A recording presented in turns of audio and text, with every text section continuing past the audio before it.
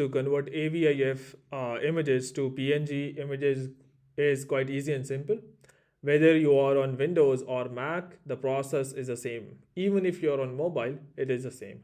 So here you can see I have multiple AVIF images, one, two, and here the third one. So if I want to convert that to PNG, I would just go and open up any browser. In my case, I will open up the Chrome browser, and I would just go to this link.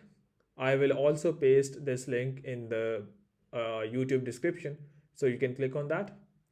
The best thing about this online tool is that there is no limit, so you can upload unlimited images, and there is no file size limit as well. So you can upload even maybe 20 MB image. And the second best thing is that it is 100% private. So there is no server. All the images are processed within your own browser. So just go and click on this. So you can select multiple AVIF images like this. And once you have selected those, just go and click on open. So it says converting.